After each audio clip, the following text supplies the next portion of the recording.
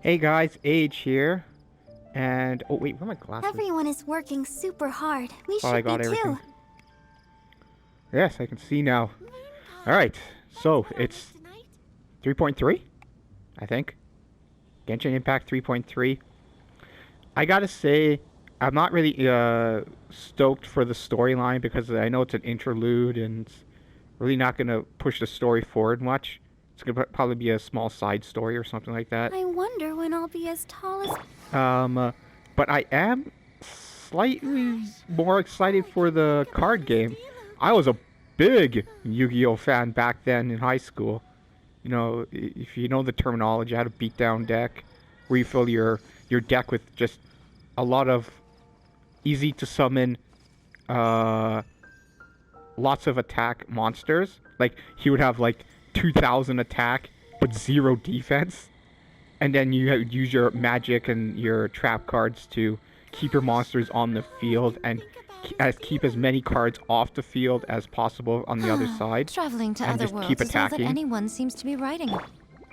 Hmm. As for wishing, believe it or not, I wouldn't mind the Wanderer. Like I could think up some fun parties for him, but the problem is I need Ayato more as an account, uh, as increasing my what's the word I'm looking for? He's more useful to my account basically than the Wanderer. I need like a more hard attack water person than Barbara or Mona, because I die a lot as Mona. I can't use her. All right, so let's get the story out of the way and let's play some cards. Holy cow! Thank you, letter. What is this? Well, I didn't know they were doing this. When was this? 12th month, 04. 06, 12, 04, 6, 6.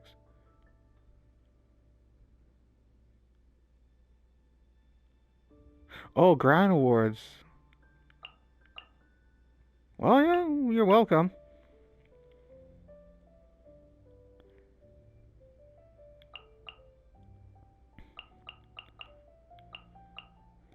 TCG. Yeah.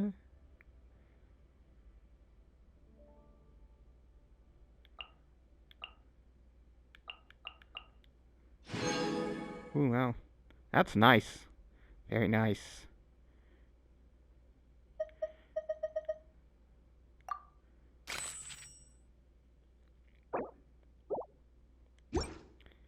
Am I shot right now? 5. Wow.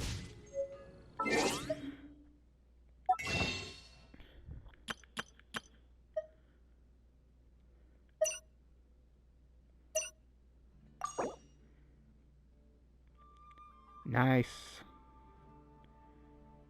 At least I have a shot at him for the 50-50.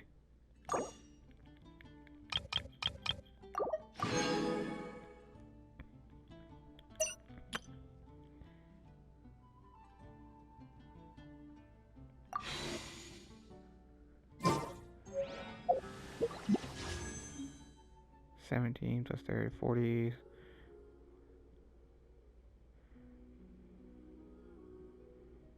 Around 50 something, I guess.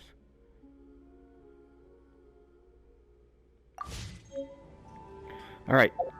Let's get this going. This must be the TCG.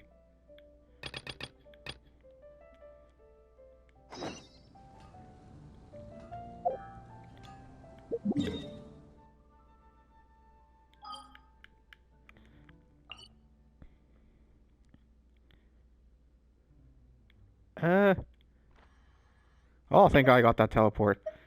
It took like 2 patches just to get this teleport. I don't know where it was.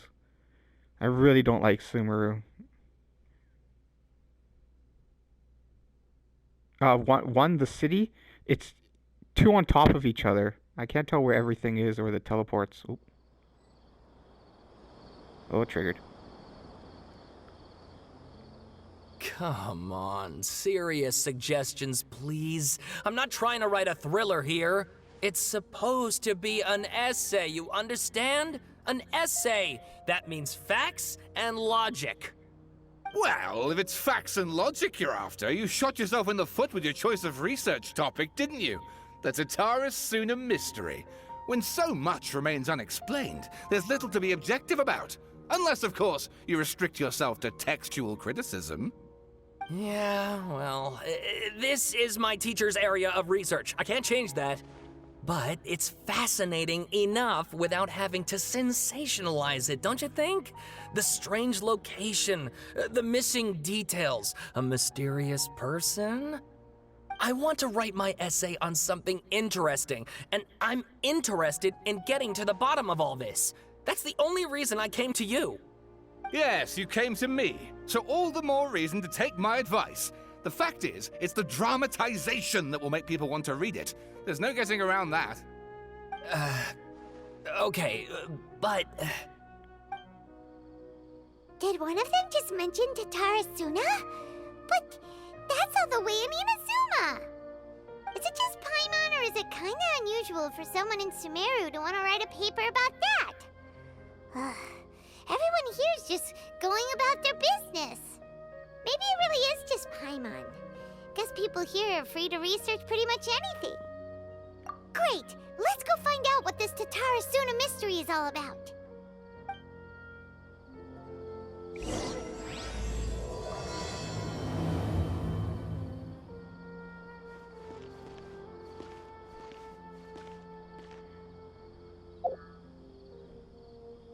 What was I saying before? I totally forgot my train of thought. Oh, God.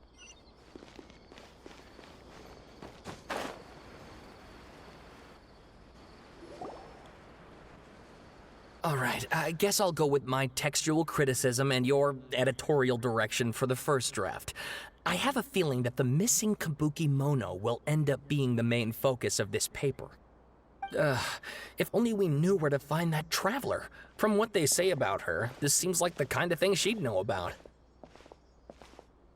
Oh, you're the traveler, you say? What do you mean, Hey, what's with that face? Don't believe us? I'm the only one dressed like this. No one else dresses like this in Tevat. Jesus, man.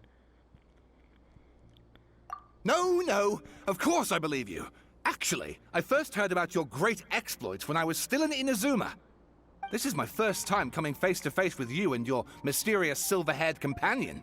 I couldn't believe my luck, and out of force of habit, I started, examining the evidence. Sorry. Oh, Sawada, for the love of... Sorry, we don't get out much, so our social skills are kinda lacking. Like me! Traveler, I hear you've helped many people a great deal and been to many places. Would you be able to tell us about Tatara Suna? Actually, we don't know much about that place either.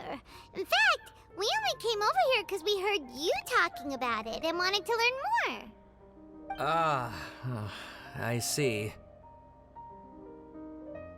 My teacher chose this area of research as a personal challenge. He said it's difficult to get into because even Inazumans don't know much about Tatara Suna's past. But who'd have thought that, If you don't mind, I'd love to show you all my outline for the book I'm writing about Tatara Suna. Hold on, Sawada. Don't you think that's a bit of a deep dive or a first read? Well, fair point. In that case, please ease yourselves in gently by taking a look at Akaba's latest essay draft. Let me give you some background. This all started with the discovery of some records in Tatara Suna. The writings mentioned someone by the name of Mikoshi Nagamasa, who crafted a fine blade. But in the end, he threw it into a fire to destroy it, and killed his servant Katsuragi. Why? Well, no one knows. Apart from the swordmaker, his servant, and the one who wrote this all down, the records also mention a kabuki mono. This seems to be an Inazuman word for an eccentric stranger, someone who dresses funny or acts in an unusual way. That's right. Akaba's teacher has spent quite some time researching these events on the ground.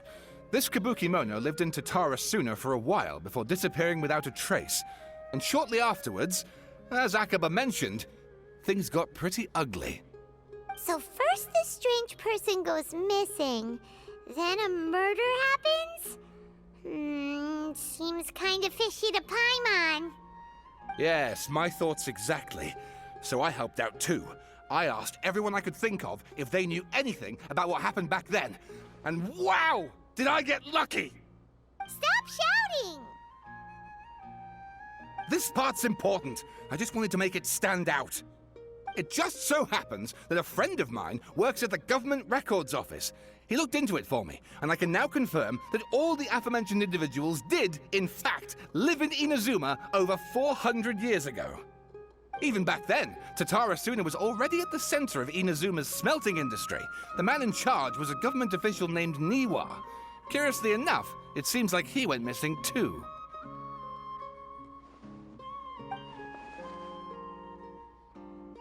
Wait, so there are two missing people in the story now? That's right! What's more, Niwa is a name with a lot of history to it. Have you ever heard of the great swordsmith clans of Inazuma? Oh, the swordsmiths? Yeah, like Ishin art and so on? Wow, yes. You really know your stuff. That makes things easier. So basically, this Niwa was a distant relative of the Kaidahara clan, the last practitioners of Ishin art. Something then seems to have happened in the Kaidahara clan, leading to their downfall. I don't know the details, but taken in light of everything else going on around that time, it makes you wonder whether it's all connected somehow. The Kaidahara clan? Sawada, you left out the biggest detail of all. Oh, yes, of course. How could I forget? Brace your minds, ladies and gents, for they are about to be blown. Or maybe you won't believe your ears. I wouldn't blame you, of course, because in all my years as a writer, this is by far the most. Get to the point, for Pete's sake. According to information acquired by Akaba's teacher, the Kabuki Mono was not a human, but a puppet. A puppet?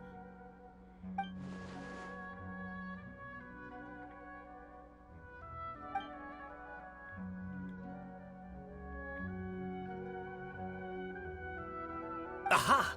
Judging by the looks on your faces, you do know something after all.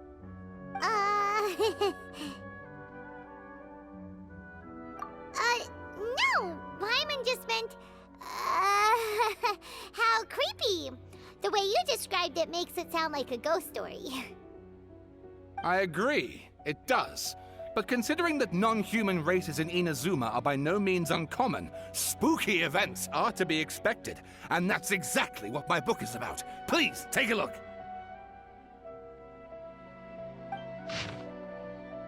God damn it.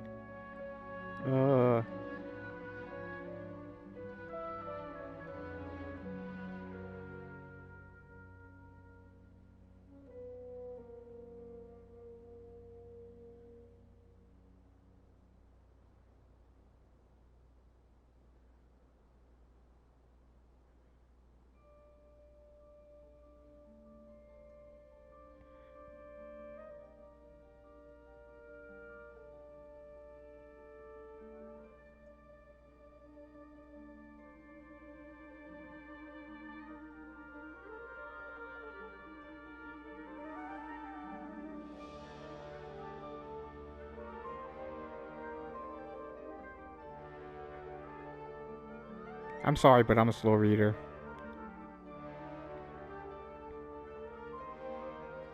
Oh my god, man.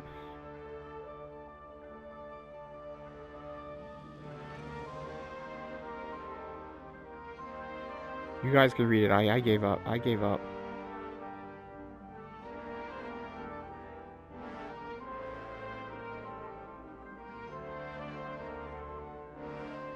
You guys can pause the video and read it.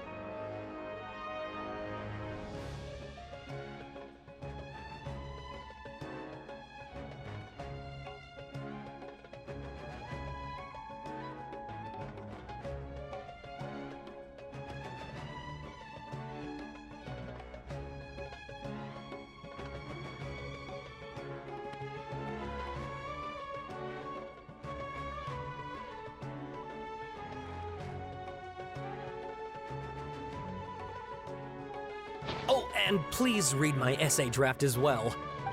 Oh my god. Fudge you, man. Sawada was encouraging me to follow his more creative approach, but I think essays should be grounded in facts. I don't think explaining everything away with mysterious forces will cut it. Oh, how about if I plug the holes in Sawada's narrative with political intrigue? Like, I could put a turf war between rival factions at the center of the whole series of events. Wait, you're allowed to just make stuff up? Pretty sure you've gone from essay to guessay there.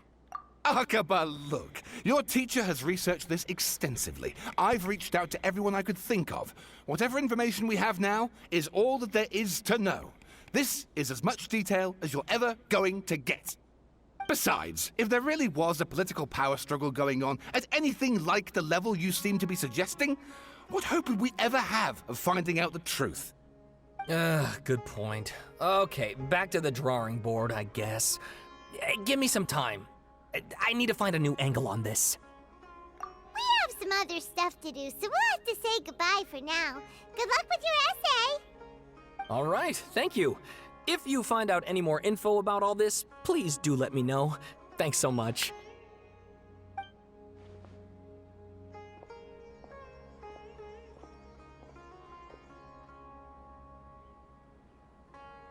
Hey, so that thing they were talking about, it has to do with the balladeer, doesn't it?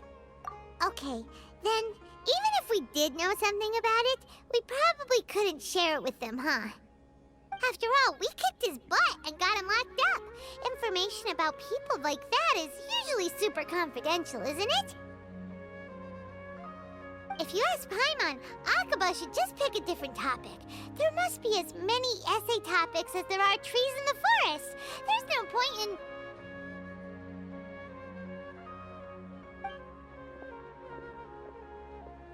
Ah! Hey, did you see that? He literally just went by, over there. It looked like... the balladeer! No, it can't have been. He got locked up. Oh, quick, let's catch up and see.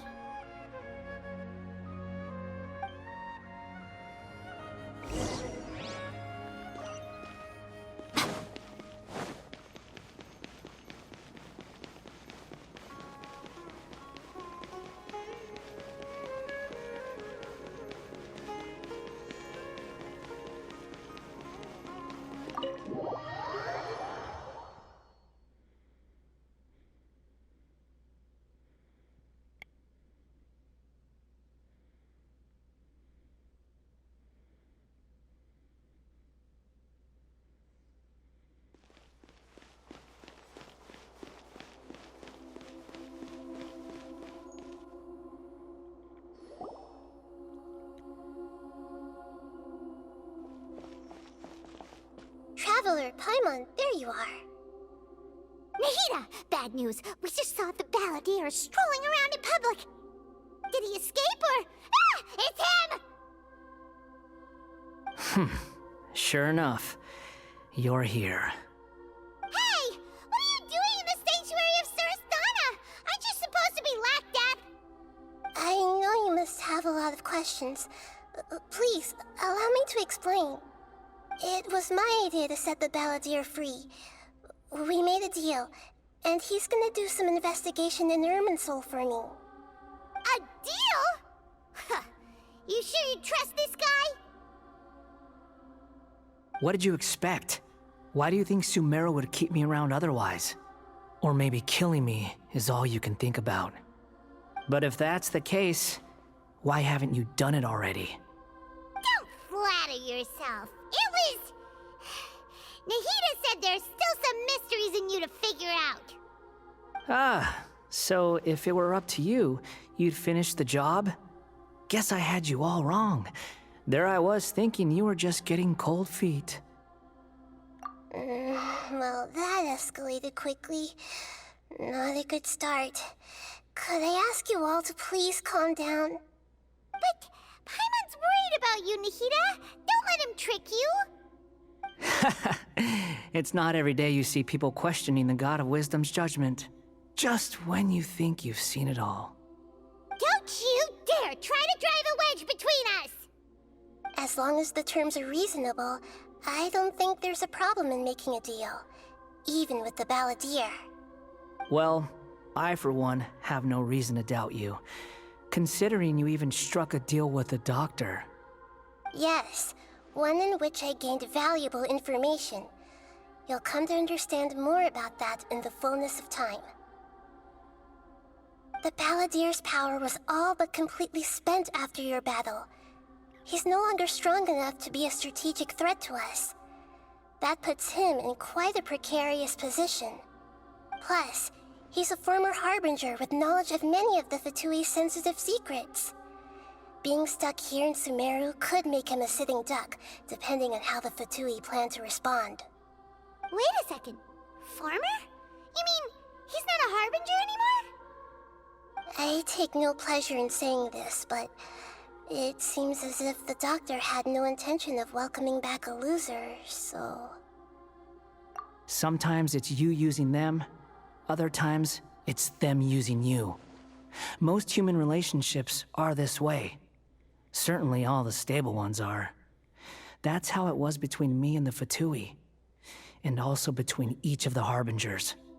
So as long as you have some value to offer, nobody will ever abandon you. But after recent events, even I have to admit that I'm not worth quite what I used to be. Well, if the Fatui are gonna reevaluate my utility, I need to have a backup plan for myself. As we discussed, I don't like causing harm to living beings, and you said you need protection. So, why not join forces with us?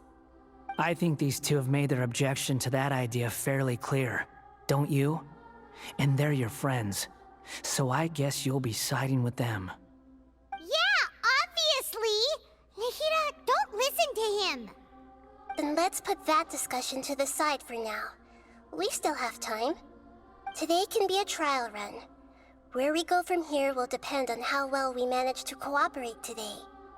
All right, then I'll do what we agreed. Good. Go now, and keep in touch. Nihira, are you serious about this? Yes. I have my reasons for this decision. In fact, I'm largely doing it for your benefit. Yes. As I told you once before, there's information about your twin in Irminsul. Oh, yeah. Actually, that's the whole reason we came to see you today. So, you have an update on that? Mm-hmm. You may remember me mentioning that the Fatui had not included your twin's details in the Descender category. This is an extremely important point. It's possible that the Fatui have other information that even I don't know about. And since the Balladeer used to be one of them, he'll be better acquainted with this information than I am. He was granted the power to connect with Irminsul when he almost became the god of a new era. Even though he no longer has the Gnosis, some traces of its power remain in him. He can still connect. The amount of information in Irminsul is vast beyond description. Sifting through all of it without knowing what to look for would take too long, even for me. So I asked the Balladeer to search in Irminsul for any information about the Descenders. He's more familiar with this kind of information, and should be able to find it more quickly. Exactly! Or what if... Paimon just doesn't trust him! He's treated us as enemies every time we've run into him! I understand. But sometimes, everything is dictated by which side you're on.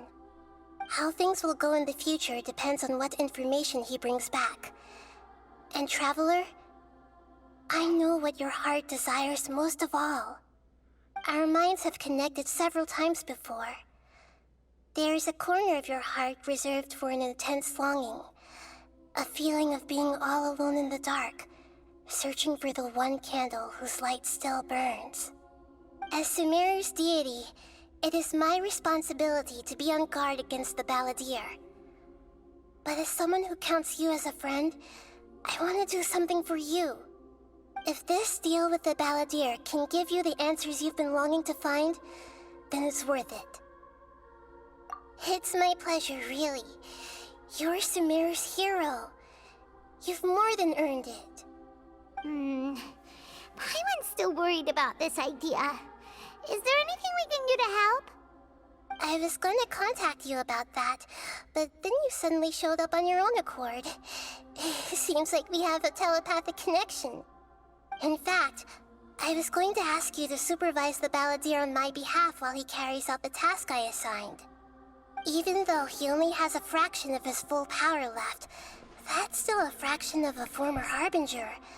If you could accompany him, it would put my mind at ease. Of course, I'll be there to help guide you through Irminsul from the outside. Great, thank you. Prepare yourselves. I'm going to transport you into Irminsul. Domain.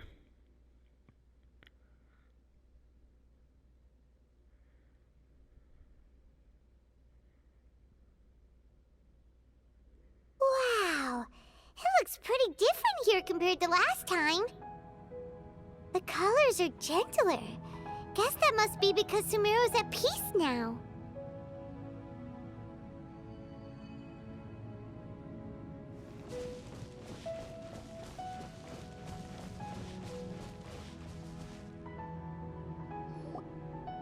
Look at that. Hot on my heels. You know, you didn't have to cut your catch-up short just to keep me company. Oh, but I guess you panicked when you realized that I might enter Irminsul ahead of you. Shut your beak, jailbird! No way a prisoner gets to be so smug! I understand that prisoners have to put up with harassment from the guards, but right now, I'm on temporary release, so maybe you should think about backing off a little. Sounds like a successful rendezvous. I need to be quite clear about something. In a few moments, you'll be entering into the innermost region of Irminsul. It is an environment like no other, and the most important place in all of Sumeru. Unlike anywhere else, Irminsul's inner region consists exclusively of torrents of information. You must put aside your differences and be extremely careful as you navigate your way through. I know there are many grievances between you on both sides, but it is essential that you remain calm after entry. This is as much for your own safety as anything else. Fine, let's call it truce. But only until this mission's over. Let's cut each other a little slack, shall we?